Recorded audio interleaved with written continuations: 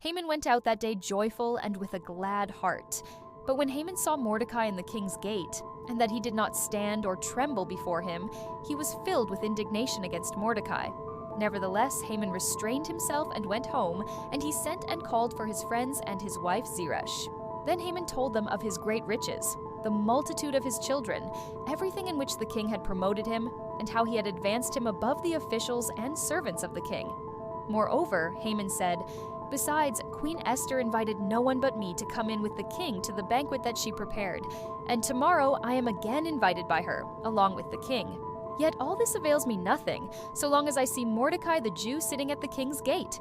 Then his wife Zeresh and all his friends said to him, "Let a gallows be made, 50 cubits high, and in the morning suggest to the king that Mordecai be hanged on it, then go merrily with the king to the banquet." And the thing pleased Haman, so he had the gallows made. So the king and Haman went to dine with Queen Esther. And on the second day, at the banquet of wine, the king again said to Esther, "What is your petition, Queen Esther? It shall be granted you. And what is your request? Up to half the kingdom. It shall be done." Then Queen Esther answered and said, "If I have found favor in your sight, O king, and if it pleases the king, let my life be given me at my petition, and my people at my request.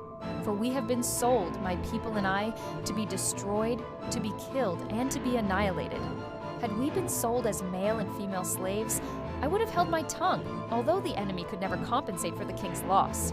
So King Ahasuerus answered and said to Queen Esther, "Who is he, and where is he, who would dare presume in his heart to do such a thing?" And Esther said, "The adversary and enemy is this wicked Haman." So Haman was terrified before the king and queen.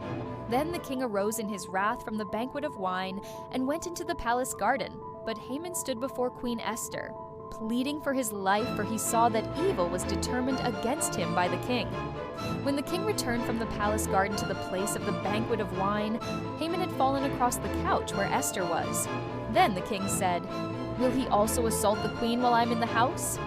As the word left the king's mouth, they covered Haman's face. Now Harbona, one of the eunuchs, said to the king, "Look, the gallows 50 cubits high, which Haman made for Mordecai, who spoke good on the king's behalf, is standing at the house of Haman."